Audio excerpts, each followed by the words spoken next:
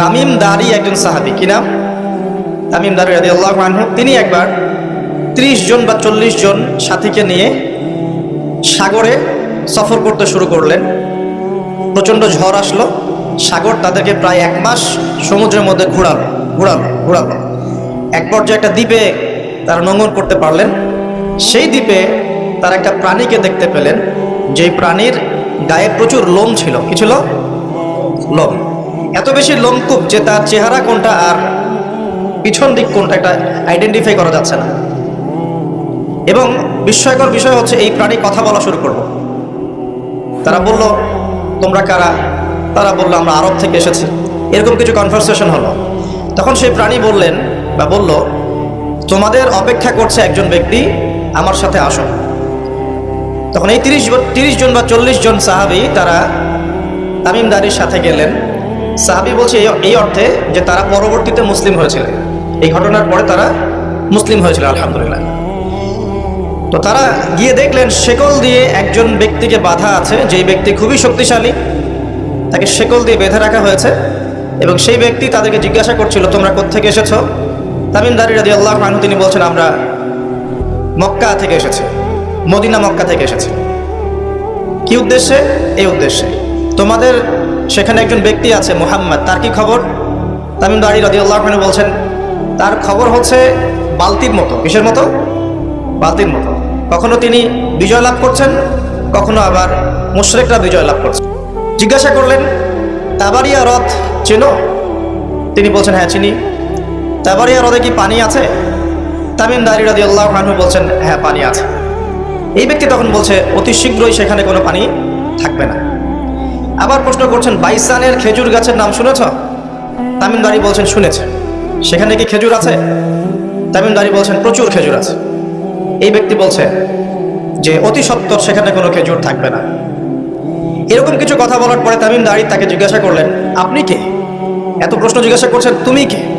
তোমার পরিচয় দাও। তখন এই ব্যক্তি বলছিলেন যে আমার পরিচয় তোমরা খুব শীঘ্রই জানতে পারবে। অতি শীঘ্রই আমি এই শেকল থেকে মুক্ত হব এবং পুরো পৃথিবীতে আমি 40 দিন রাজত্ব করব। কতদিন? 40 দিন। তবে মক্কা এবং মদিনায় আমি প্রবেশ করতে পারবো না, কারণ সেখানে প্রবেশ করতে ধরলেই দেখা যাবে আল্লাহর ফেরেশতারা খোলা তরবারি হাতে মক্কা মদিনা পাহারা দিচ্ছে। তবে আমি আমার পরিচয় জানিয়ে দিচ্ছি, আমি হচ্ছি তামিম দারি রাদিয়াল্লাহু আনহু। তিনি সেই ঘটনা নবী সাল্লাল্লাহু আলাইহি ওয়াসাল্লামকে বললেন।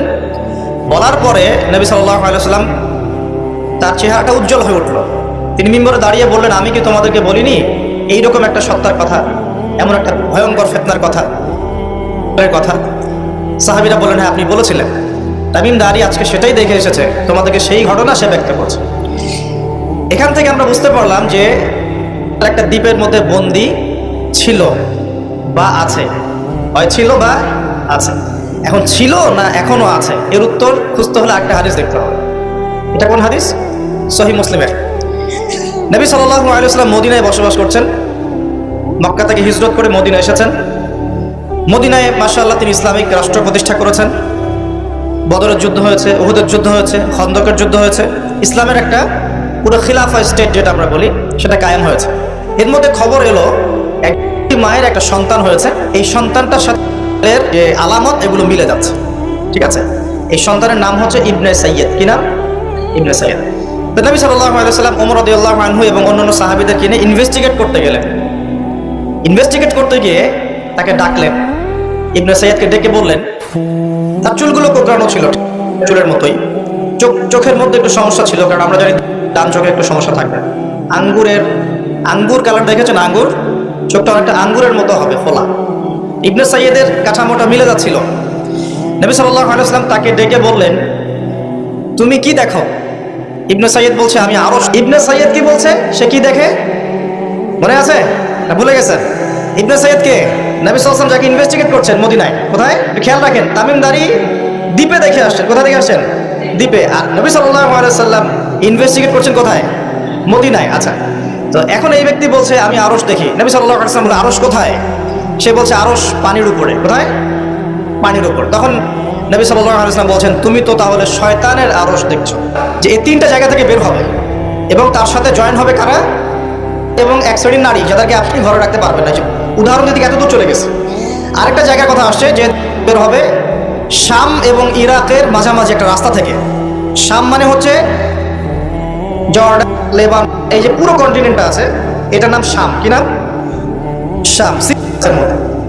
আর ইরাক হচ্ছে এই যে আমাদের ইরাক তো চিনেন, এর মাঝখান থেকে একটা রাস্তা থেকে বের হবে। একটু ভূগোল ঘাটবেন, একটু জিওগ্রাফি পড়ে দেখবেন, ওর মাঝখানে এখন একটা রাষ্ট্রের জন্ম হয়েছে। এই রাষ্ট্রটা আজকে থেকে 100 বছর আগে বিশ্বের বুকে ছিল। 1914 সালের আগ পর্যন্ত এরকম কোন রাষ্ট্রের অস্তিত্বই বিশ্বের বুকে ছিল না। বিগত 100 বছরে এটা অস্তিত্ব লাভ করেছে, নাম আপনারা সবাই জানেন।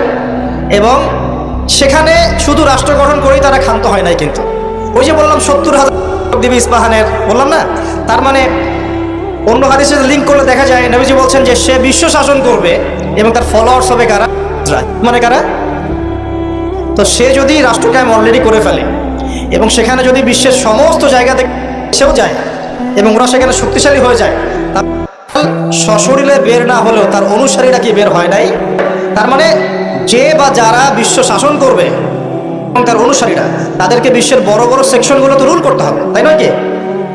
সশরীরে বের না হলেও, সে সশরীরে না আসলেও তার ফলোয়ার্স যারা, তারা কিন্তু অলরেডি রাষ্ট্র কায়েম করেছে, বিশ্বের বড় বড় সেকশন নিয়ন্ত্রণ করছে এবং ঐক্যবদ্ধ হয়েছে, রাজধানীও ঘোষণা করে ফেলেছে। এবার কি মিলাতে পারছেন কথা যে কোন দিকে আমি ফোকাস করছি? এবার আসেন, তাদের সাথে লড়াই করার ক্ষমতা সবার থাকবে না, এটাও সত্য। কারণ আসবে সে তাদেরকে নিয়ে বিশ্বে 40 দিন পুরো ম্যাসাকার করবে, পুরো বিশ্বটাকে 40 দিন সে শাসন করবে। যার প্রথম দিনটা হবে 1 বছরের সমান। কত বছর? কিভাবে হবে আল্লাহ জানেন, আমি ব্যাখ্যা করতে পারবো না। দ্বিতীয় দিন হচ্ছে 1 মাসের সমান, তৃতীয় দিন 1 সপ্তাহের সমান, তারপরের দিনগুলো আমাদের দিনের মতোই। কথা বুঝতে পারছেন? সে কি করবে? সে নিজেকে খোদা দাবি করবে, সে বলবে সেই খোদা আল্লাহ, এবং তার 1 হাতে জান্নাত 1 হাতে জাহান্নাম থাকবে। এই যে 1 হাতে জান্নাত মানে কি সত্যিকারের জান্নাত? ওই যে 2 2 4 যারা মিলায় বলবে হ্যাঁ সত্যিকারের জান্নাত। একটা বাহন থাকবে, গাধা বলা হয়েছে, যার বিশাল ডানা থাকবে, যে ডানার নিচে বহু মানুষ আশ্রয় নিতে পারবে এবং সেই ডানাতে সে আকাশে চড়ে বেড়াবে। আকাশে উড়ে এমন কোনো গাধা আছে নাকি? আছে? যারা 2 2 4 মিলায়, যে 2 যোগ 2 লেফট হ্যান্ড সাইড সমান রাইট হ্যান্ড সাইড, এরা মনে করবে যে উড়ন্ত গাধাও মনে হয় আসতে পারে। আর যারা ইন্টেলেকচুয়াল থিঙ্কিংস রাখেন তারা বুঝবেন যে হতে পারে এটা এমন কোনো প্রযুক্তি যেটা দিয়ে সে আকাশকে নিয়ন্ত্রণ করবে। হতে পারে অত্যাধুনিক কোনো এয়ারক্রাফট, আল্লাহ ভালো জানেন। তবে উড়ন্ত কোনো গাধা যে হবে না এটা আমরা নিশ্চিত ইনশাআল্লাহ। তো এখানে অনেক রূপকথা আছে। সে ডান হাতে জান্নাত মানে যারা তাকে ফলো করবে সে ওদের সবাইকে প্রোগ্রেস দেবে, দুনিয়াতে শান্তিতে থাকবে। আর যে তার মানে আনুগত্য করবে না, জুলুমের শিকার হবে, ব্যাস জাহান্নাম। এ তো সরাসরি জান্নাত জাহান্নাম নয় যে ধরে ঢুকাই দেবে। জান্নাত কি হাতে নিয়ে ঘোরা সম্ভব? কখনোই না। তো এমনও একটা হাদিস আসছে যে সে একটা কওমের কাছে গিয়ে দাঁড়াবে, বলবে আমার উপর ঈমান নিয়ে আসো। কওম বলবে আমরা তোমাকে মানি না, এটা মুমিন হবে, মুসলিম হবে, আমরা তোমাকে মানি না। তখন সে তাদের উপর জুলুম করবে, দুর্ভিক্ষ চাপিয়ে দিবে। আরেকটা কওমের কাছে যাবে, বলবে আমাকে কি তোমরা রব হিসাবে মানো? তারা বলবে হ্যাঁ মানি। তখন তাদেরকে সে প্রোগ্রেস দিবে, দেখবেন আকাশকে আদেশ করবে বৃষ্টি হও, বৃষ্টি হবে, ফসল ফলো, ফসল ফলবে, গুপ্তধনগুলো বের করে ওদের হাতে দিয়ে দিবে। মানে আমি বুঝাতে পারবো না যেটা কত বড় ফিতনা। পৃথিবীতে চলমান সমস্ত ফিতনাগুলোকে একত্রিত করলে মান হবে না, তবে তার শাসনটা চিরস্থায়ী হবে না। আলহামদুলিল্লাহ, তার এবং তার ফলোয়ার্সদের শাসনটা চিরস্থায়ী হবে না। তারা যে মনে করে বসে আছে যে এই সত্যিকারের, সে সত্যিকারের সত্যিকারেরকে তারাই করার চেষ্টা করেছিল। তার নাম কি? ঈসা আলাইহিস সালাম। তিনি হচ্ছেন সত্যিকার। আল্লাহ পাক তাকে উঠিয়ে নিয়েছেন, তাকে আল্লাহ পাক নামাবেন দামেস্কে, এবং তার হাতেই এই মিথ্যা মাসিহের মৃত্যু লেখা আছে ইনশাআল্লাহ তাআলা। এবং তারপর ঈসা আলাইহিস সালাম তার ফলোয়ার্স বা তার অনুসারীদেরকে নিয়ে বিশ্বে শান্তি প্রতিষ্ঠা করবেন ইনশাআল্লাহ। এটা সামনে আছে, মানে ইতিহাস শেষ হবে, সভ্যতা শেষ হবে নবী ঈসা আলাইহিস সালামের হাতে। এটা কত বছর বাকি আছে এটা আমরা বলতে পারবো না। হতে পারে 100 বছর, হতে পারে 1000 বছর, আমরা জানি না, আল্লাহ ভালো জানেন। কিন্তু একটা জিনিস আপনাকে ফোকাস করতে হবে যে সে সশরীরে বের না হলেও তার অনুসারীরা কিন্তু সারা বিশ্বাসকে শক্তিশালী। এটা আপনাকে বুঝতে হবে। একটা সুসংবাদ আপনার জন্য। নবীজি বলছেন সাল্লাল্লাহু আলাইহি ওয়াসাল্লাম, কোনো ব্যক্তি যদি সূরা কাহফের প্রথম 10টা আয়াত মুখস্থ করে বা শেষের 10টা আয়াত মুখস্থ করে বা এই দুটোই 20টাই করেন, ইনশাআল্লাহ আপনার জীবদ্দশায় যদি হয় সে আপনার কোনো ক্ষতি করতে পারবে না। এখন প্রশ্ন আছে আরো, এই সূরার মধ্যে কি আছে যে আপনাকে এই ফিতনা থেকে বাঁচাবে? এটা জানার জন্য আপনাকে আসহাবুল কাহফের ঘটনা পড়তে হবে। ওই যে 9 জন যুবকের কথা বলেছিলাম, 309 বছর ঘুমিয়েছিল, আল্লাহ পাক আবার ঘুম থেকে উঠিয়েছেন। ডিটেলস বলার সময় নেই, বাসায় গিয়ে পড়বেন। এবং এই বিষয়গুলো বোঝার আগে মুসা এবং খিদর আলাইহিস সালামের ঘটনাটাও পড়তে হবে, যে বাহ্যিক চোখে যা দেখা যাচ্ছে ওটা বাস্তবতা নয়। বাস্তবতা ওটাই যে আল্লাহ নূর দিয়ে খিদর আলাইহিস সালাম দেখছেন। আমি একটা জায়গা থেকে আলোচনা শেষ করে দেবো এখানে। এই সূরার মধ্যে আরো একটা ঘটনা আছে যেটা আমি কোনোদিনও বলি নাই, আজকে বলতেছি আপনাদের সামনে। আপনারা সৌভাগ্যবান, এই ঘটনা আমি আজ পর্যন্ত কোনো লেকচারে বলি নাই। সূরা কাহফে আরো একটা বিষয় আছে যেটা আপনাকে চেনাবে সভ্যতাগুলো কেমন হবে। একটু মনোযোগ দেন প্লিজ, 10 মিনিট দেখুন। এই সূরার মধ্যে 4টা ঘটনা আছে। কয়টা? একটা হচ্ছে আসহাবুল কাহফের, একটা যুলকারনাইন আলাইহিস সালাম, একটা মুসা এবং খিদর আলাইহিস সালামের, আর একটা হচ্ছে এই ঘটনা, 2 বন্ধুর ঘটনা, যা আমি কোনো লেকচারে এখনো বলি নাই। আল্লাহ পাক এই সূরার মধ্যে একটা বিস্ময়কর ঘটনা বলছে। 2 বন্ধুর। কয়জন বন্ধু? এক বন্ধু প্রচন্ড ধনী, এমন ধনী যে আল্লাহ পাক তাকে বড় বড় বাগান দিয়েছেন, খেজুরের, আঙ্গুরের, হ্যাঁ, বিশাল বিশাল বাগান। এবং তার মধ্য দিয়ে নদী চলছে, নদী, একটা নদী চলে যাচ্ছে ভিতর দিয়ে, 2 পাশে বাগান। তাহলে কত বড় প্রপার্টি চিন্তা করেন, একটু চিন্তা করেন। আমরা তো বিঘা আর এই যে শতক হিসাব করি না। আল্লাহ বলছেন যে 2টো বিশাল জান্নাত দিয়েছিলাম তাকে, মানে বাগান দিয়েছিলাম, ফলের বাগান, মাঝখান দিয়ে নদী প্রবাহিত হচ্ছে। এবং প্রত্যেক বছর 2 বার করে এই জায়গায় ফসল ফলতো, প্রচুর ফসল হতো। তো এত ধন সম্পদ পাওয়ার পরে এই বন্ধু, মানে এই ব্যক্তি, তার এক গরিব বন্ধুকে নিয়ে এই বাগানে ঢুকেছে। ঢুকে হাঁটাহাঁটি করছে, গল্পগুজব করছে। গল্পগুজব করার এক পর্যায়ে গিয়ে এই ধনী বন্ধু বলে ফেলছে। কি বলছে? সে বলছে যে আনা আকসারু মিনকা মালা ওয়া আ'আসু নাফারা। হে আমার দোস্ত শোনো, আমি তোমার চাইতে মালে এবং সম্পদে অনেক সেরা। কে বলছে এটা? এই ধনী বন্ধু। আমরা কি এরকম কথা বলি না? এই ধনী বন্ধু হচ্ছে বস্তুবাদী মানুষ, মানে বাড়ি গাড়ি, টাকা কড়ি, স্ট্যাটাস, এটাই তার কাছে সবকিছু। বুঝতে পারছেন কথা? সে তার বন্ধুকে বলছে তুমি তো গরিব, আমি তোমার চেয়ে অনেক সেরা টাকায়, পয়সায়, ধন দৌলতে। এমন মানসিকতা আমাদের মধ্যে আছে না অনেকের? আচ্ছা, এবার সে আরো বলছে যে ওয়াদাখালা জান্নাতাহু ওয়া হুয়া যালিমুন লিনাফসি। সে তার জান্নাতে প্রবেশ করলো, তার নফসের উপর সে জুলুমও করে বসলো। কিভাবে জুলুম করলো? এভাবে সে বলছে ক্বালা মা আযুন্নু আন তাবিদা হাযিহি আবাদা। কে বলছে এটা? এই ধনী বন্ধু। সে বলছে হে আমার গরিব বন্ধু শোনো, আমি মনে করি না, আমি বিশ্বাসই করি না, আমি মনে করি না যে আমার এই প্রপার্টি কখনো ধ্বংস হয়ে যাবে। আমি এটা বিশ্বাস করি না। বুঝতে পারছেন? ওই যে আমি পরকালে বিশ্বাস করি না, কিয়ামতে বিশ্বাস করি না, আখিরাতে বিশ্বাস করি না। কোন সভ্যতা বলেন? আচ্ছা, সে বলছে যে মা আযুন্নু আন তাবিদা হাযিহি আবাদা। আমি বিশ্বাস করি না, আমি মনে করি না যে এই প্রপার্টি কখনো ধ্বংস হতে পারে। ওয়া মা আযুন্নু সাআতা কায়িমা। আর আমি এটাও মনে করি না যে কিয়ামত কখনো হবে। বুঝতে পারলেন কথা? আমি এটাও বিশ্বাস করি না যে কিয়ামত কখনো। শেষ করছি আমি। তার মানে কি, এই বন্ধুটা বস্তুবাদী না? সে পরকালে বিশ্বাস করে না, কিয়ামতে বিশ্বাস করে না। সে তার ধন সম্পত্তির মোহে এত আসক্ত হয়ে গেছে যে সে মনে করে যে এটা কখনো আমার থেকে যাবে না। এমন চিন্তা আমাদের মধ্যে আছে না? এই চিন্তাটাকে আধুনিক পরিভাষায় বলা হয় মেটেরিয়ালিজম। কি বলা হয়? মানে বস্তুবাদ। মানে কি?